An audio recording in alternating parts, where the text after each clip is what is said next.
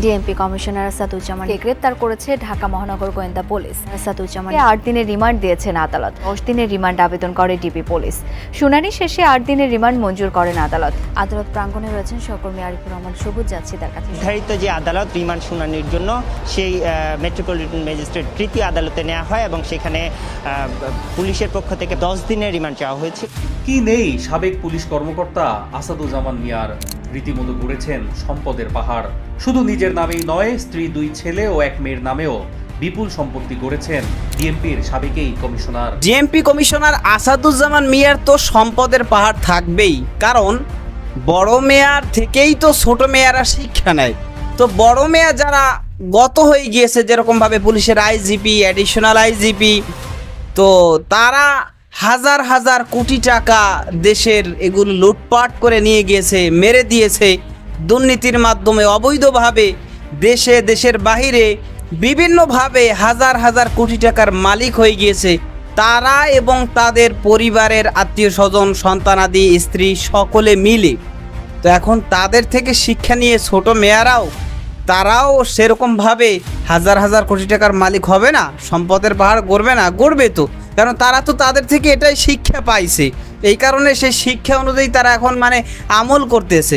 এই কারণেই এখন আস্তে আস্তে করে একের পর এক বড় বড় কর্তাদের বের হচ্ছে যে হাজার হাজার কোটি টাকা, এবং দেখা যায় শুধু তাদের নামে না, তাদের স্ত্রী, সন্তানাদি, আত্মীয় স্বজন সকলের নামে মোটামুটি রাখে, যাতে করে বিষয়গুলো ফ্লাশ না হয়।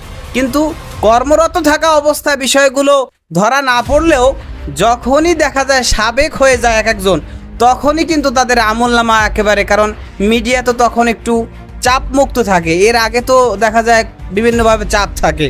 তো সেই কারণে যখন একটা রিপোর্ট হয় তখনই কিন্তু ব্যাপকভাবে আলোচনা সমালোচনা হয়ে মোটামুটি ধরা পড়ে যায়। তো যাই হোক দর্শক, এবার police commissioner, DMP commissioner Asaduzzaman Mia তিনি হাতে নাতে ধরা পড়ে গিয়েছে, একেবারে হাতে নাতে ধরা পড়ে গিয়েছে।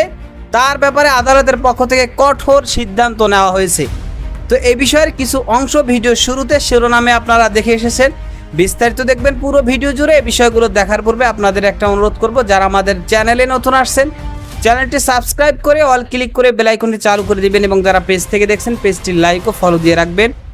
তাহলে নিত্য নতুন পরিবেশন করা আলোচিত সংবাদগুলো অটোমেটিকভাবে আপনারা পেয়ে যাবেন। দর্শক চলুন আমরা দেখব যে আসাদুজ্জামান মিয়া ডিএমপি কমিশনার সাবেক, তো ইনি কিভাবে ধরা খেয়েছে, আদালতের পক্ষ থেকে কি কি নির্দেশনা দেওয়া হয়েছে, এটা আমরা দেখার পূর্বে প্রথমে একটু আমরা দেখি যে তার যে আমলনামা, তার যেই সম্পদের পাহাড় কোথায় কি সে করেছে, সেটা আমরা একটু কিছু অংশ দেখে এরপর আমরা ওই বিষয়গুলো দেখব। ধৈর্য ধরে একটা লাইক দিয়ে ভিডিওটি দেখতে থাকুন। কি নেই সাবেক পুলিশ কর্মকর্তা আসাদুজ্জামান মিয়ার, রীতিমতো গড়েছেন সম্পদের পাহাড়। শুধু নিজের নামেই নয়, স্ত্রী, 2 ছেলে ও 1 মেয়ের নামেও বিপুল সম্পত্তি গড়েছেন ডিএমপির সাবেক এই কমিশনার। অনুসন্ধানে আসাদুজ্জামান মিয়া ও তার পরিবারের সম্পদের পাহাড়ের সত্যতা মিলেছে। পূর্বাচলের নিউ টাউনের 1 নম্বর সেক্টরের 406/B রোড, এখানে 10 কাঠা জমি রয়েছে আসাদুজ্জামান মিয়ার নামে। পূর্বাচলের এই প্লটের প্রতি কাঠা জমির মূল্য 1 কোটি টাকারও বেশি। পূর্বাচলের সেক্টর 8 রোড 108-এর 52 নম্বর প্লটটি আসাদুজ্জামানের স্ত্রীর নামে ছিল। 5 কাঠার এই প্লটটিও বিক্রি করে দেওয়া হয়েছে। আফতাবনগর 3 নম্বর সেক্টরের H ব্লকের 8 নম্বর রোডের 36 নম্বর প্লটে 21 কাঠা জমি রয়েছে। এই প্লটটিও আসাদুজ্জামান মিয়ার। এই প্লটটি 8 নম্বর রোডের সবচেয়ে বড় প্লট। এছাড়াও আসাদুজ্জামান মিয়ার স্ত্রী ও তার পরিবারের অন্যান্য সদস্যের নামে একাধিক ভবন ও ফ্ল্যাট থাকার সত্যতা মিলেছে অনুসন্ধানে। আসাদুজ্জামান মিয়ার স্ত্রী আফরোজা জামানের নামে ঢাকা, ফরিদপুর ও নারায়ণগঞ্জের রূপগঞ্জে জমির সন্ধান মিলেছে। 2018 সালে তিনি রাজুক থেকে একটি প্লট বিশেষ কোটায় বরাদ্দ পান, অথচ রাজুকের নীতিমালা অনুযায়ী স্বামী স্ত্রী উভয়ের প্লট বরাদ্দ পাওয়ার সুযোগ নেই। অন্তত 2টি কোম্পানির খোঁজ পাওয়া গেছে আসাদুজ্জামান ও তার পরিবারের সদস্যদের মালিকানার।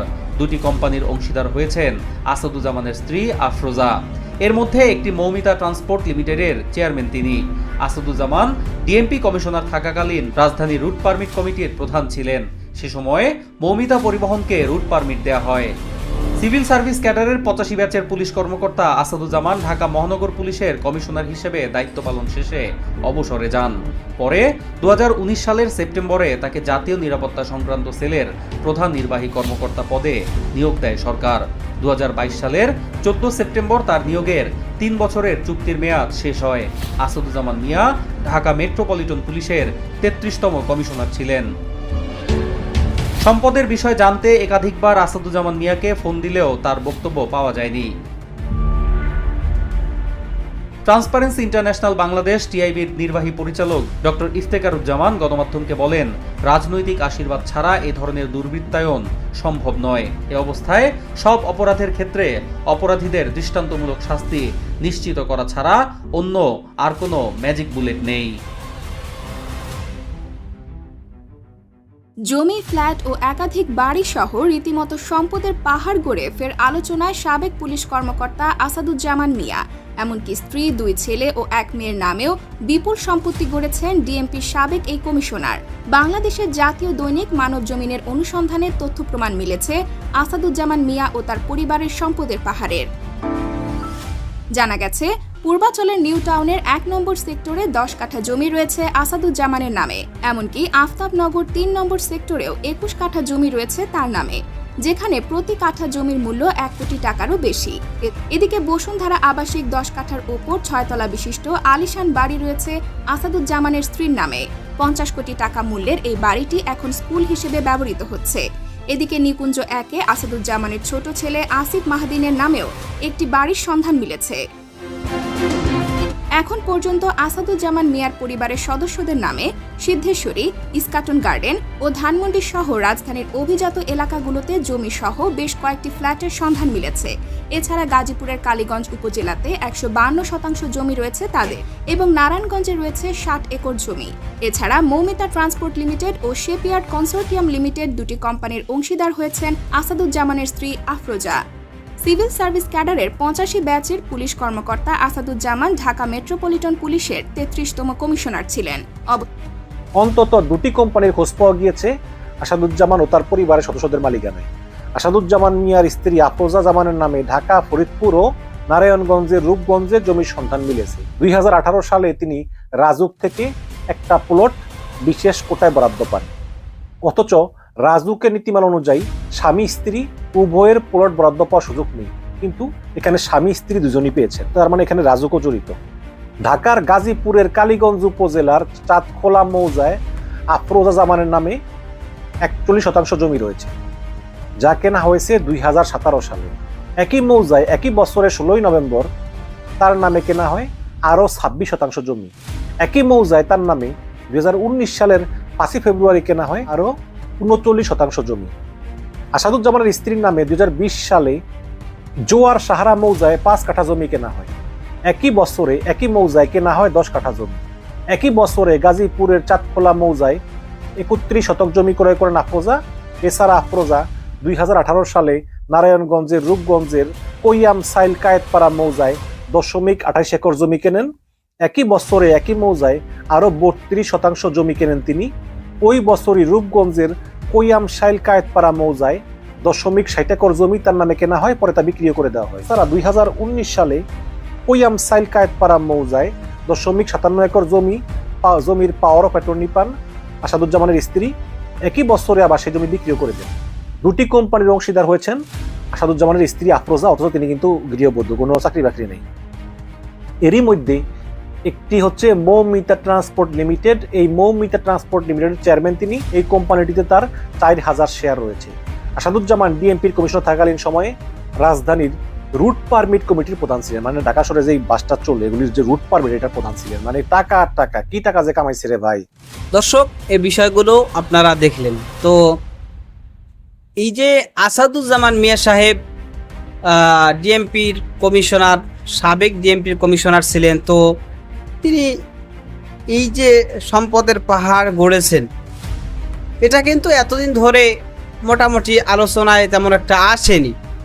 তবে এক এক করে যখনই আমরা দেখলাম যে পুলিশ প্রধান বেনজির আহমেদ, অ্যাডিশনাল আইজিপি, তারপরে আরও বিভিন্ন উচ্চ কর্মপদস্থ ব্যক্তিবর্গের হাজার হাজার কোটি টাকার দুর্নীতি, লুটপাট এগুলো বেরিয়ে আসছে, সিরিয়ালভাবে মোটামুটি পুলিশ কমিশনার বা ডিএমপি কমিশনার সাবেক আসাদুজ্জামান মিয়া সাহেব তারও দুর্নীতি মোটামুটি বের হয়ে এসেছে। এবং অবাক করার বিষয় হচ্ছে এই যে সাবেক ডিএমপি কমিশনার আসাদুজ্জামান মিয়া, তার ব্যাপারে তথ্য দেওয়ার কারণে প্রথমে তো তাকে নিয়ে মানবজমিন পত্রিকায় রিপোর্ট হয়েছে এবং রিপোর্ট হওয়ার পরে মোটামুটি সেটা নিয়ে কিন্তু অন্যান্য প্রিন্ট মিডিয়া বা জাতীয় মিডিয়া তারাও কিন্তু নিউজ করেছে।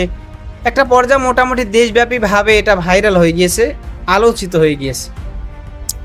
তো এই যে তার ব্যাপারে রিপোর্ট করা হয়েছে, তো এই রিপোর্ট করতে গিয়ে নিশ্চয়ই কারো সহযোগিতা নেওয়া হয়েছে। তো রিপোর্ট করতে গিয়ে পুলিশের মধ্য থেকে যাদের সহযোগিতা নেওয়া হয়েছে, যাদের মাধ্যমে তথ্য পাওয়া গিয়েছে, তো তাদেরকে বরখাস্ত করা হয়েছে, তাদেরকে চাকরিচ্যুত করা হয়েছে, চাকরিচ্যুত পর্যন্ত করা হয়েছে। তাহলে একজন সাবেক কর্মকর্তা ডিএমপি কমিশনার তার ব্যাপারে তথ্য দিয়েছে, তাও দুর্নীতির বিষয়। তো সেই কারণে যদি একজন রানিং অফিসারকে চাকরিচ্যুত হতে হয়, তাহলে মাফিয়া সিন্ডিকেটটা কত বড় এবং কিভাবে মূলত চলতেছে এর মাধ্যমে যদি আপনি একটু ধারণা করে নেন, তাহলে মোটামুটি বুঝতে পারবেন। আর না হয় যিনি একজন সাবেক কর্মকর্তা, সে যদি এখন বর্তমান রানিং ডিএমপি কমিশনার থাকতো, তা একটা কথা থাকতো বা বুঝতাম যে হ্যাঁ বর্তমানে সে কর্মরত আছে, এই কারণে তার অনেক ক্ষমতা, সে তার ক্ষমতার অপব্যবহার করে সে এরকম চাকরিচ্যুত করেছে। কিন্তু যেখানে সে ক্ষমতায় নাই, সে কর্মরত নাই, সাবেক, তার এত ক্ষমতা কোথা থেকে আসে, কিভাবে আসে যে একজন অফিসারকে চাকরিচ্যুত করেছে? সে সততার সাথে পরিচয় দিয়েছে, সে সততার পরিচয় দিয়েছে, এই কারণে তাকে চাকরিচ্যুত করেছে। তাহলে আপনি কিভাবে কাজ করবেন, কোথায় কাজ করবেন? সততার সাথে যদি আপনি চলতে যান, ব্যারিস্টার সুমন বলেন না যে সততার সাথে চলতে গেলে দেখবেন আপনার শত্রুর কোনো অভাব থাকবে না। এটাই আসলে বাস্তব কথা, শত্রুর কোনো অভাব থাকবে না, আর দারিদ্র্যর কোনো অভাব থাকবে না। তো যাই হোক, এই যে পুলিশ কর্মকর্তা আসাদুজ্জামান মিয়া সাহেব, একটা ডায়লগও মোটামুটি প্রচলন হয়ে গিয়েছে যে ইয়া আসাদু ইনকুম তুম ফাসাদু, তার মানে হে আসাদ, যদি তুমি হও ফাসাদ, মানে তুমি যা করেছো তা মোটামুটি ফাসাদ সৃষ্টি করে ফেলছো। কারণ যখনই সে তাকে নিয়ে সমালোচনা শুরু হয়েছে, এরপর সে এ বিষয় নিয়ে মুখ খুলেছে, সে বলেছে যে না আমি এগুলোর মালিক না, বা সেই তার একটা স্টেটমেন্ট সে দিয়েছে। তখন বিষয়টাকে বাংলাদেশের জনগণ মোটামুটি একটু পজিটিভলি ভাবে নিয়েছিল। কিন্তু যখন একজন পুলিশ অফিসারকে সততার পরিচয় দেওয়ার কারণে, তার ব্যাপারে তথ্য দেওয়ার কারণে চাকরিচ্যুত করা হয়েছে, তখন কিন্তু তারা এই বিষয়টাকে ভালোভাবে নিতে পারে নাই, ভালোভাবে নেয় নাই এবং নিবে না, এটাই কিন্তু স্বাভাবিক। এখন কথা হচ্ছে যে এই যে সাবেক ডিএমপি কমিশনার আসাদুজ্জামান মিয়া সাহেব, এনার এখন এই হাজার হাজার কোটি টাকার সম্পত্তির হিসাব নিকাশ মোটামুটি বেরিয়ে আসছে। এখন দুদক তার ব্যাপারে মোটামুটি একটা সক্রিয় ভূমিকা পালন করতেছে।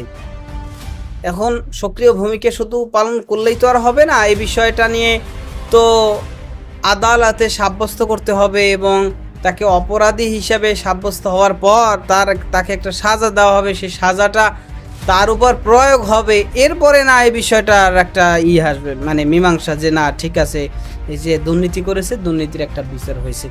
তাহলে না বর্তমান যারা ডিএমপি কমিশনার আছে বা প্রশাসনের যেই স্তরেই যেই থাকুক না কেন, তাদের একটা মনের মধ্যে একটা আতঙ্ক চলে আসবে না, যদি দুর্নীতি বাড়াবাড়ি অতিরিক্ত করি তাহলে তো আর ছাড় পাবো না। এই যে ডিএমপি কমিশনার ফেসে গেলেন, তার যে শাস্তি হলো, এই যে বেনজির আহমেদ, এই যে অ্যাডিশনাল আইজিপি, তাদের যে শাস্তিগুলো হইতেছে, তো আমরাও যদি দুর্নীতি, লুটপাট এগুলো করি, ঘুষ খাই, দখলদারিত্ব করি, তাহলে তো সেক্ষেত্রে আমরাও পরবর্তীতে ফেসে যাব। এরকম চিন্তা আসবে যদি এদের উপরে সঠিক যেই শাস্তিটা, এটা যদি প্রয়োগ হয়। আর যদি প্রয়োগ না হয়, নয় ছয় করে এই যে এখন নামকে হস্তে খুব দুদক এই করতেছে, সেই করতেছে, হিসাব নিতেছে, আদালতে জমা দিতেছে, প্রয়োগ করতেছে, কিন্তু দুদিন পর আবার দেখা যায় যে না, সব কিছু ঠিকঠাক হয়ে গিয়েছে, যেভাবে হোক তারা ম্যানেজ করে নিয়েছে। তাহলে বর্তমান যারা DMP commissioner, IGP, additional IGP, SP যারাই আছেন, তারা মোটামুটি তাদের থেকে একটা ভালো শিক্ষা পাবেন যে এরকমই আসলে জীবনে করতে হইবে। যে গোলাম মৌলানা উনি সাহেব বলছিলেন যে নিচের স্তরের যে সমস্ত কর্মচারীরা আছে, বেনজিরের যদি শাস্তি না হয় তাহলে সবাই সারাদিন খালি কি করবে, বেনজির বেনজির বেনজির বেনজির করে জিকির করতে থাকবে, বেনজিরের নাম জপতে থাকবে, আর চিন্তা করবে কিভাবে তার মতো হওয়া যায়। যাই হোক দর্শক, যে বিষয়গুলো দেখলেন এই সম্পর্কে আপনাদের মতামত কি সেটা কমেন্ট সেকশনে জানাবেন। ভালো থাকবেন, সুস্থ থাকবেন, দেখা হবে নতুন কোনো ভিডিওতে, কথা হবে নতুন কোনো বিষয়। আজকে পর্যন্তই, আসসালামু আলাইকুম রহমতুল্লাহ।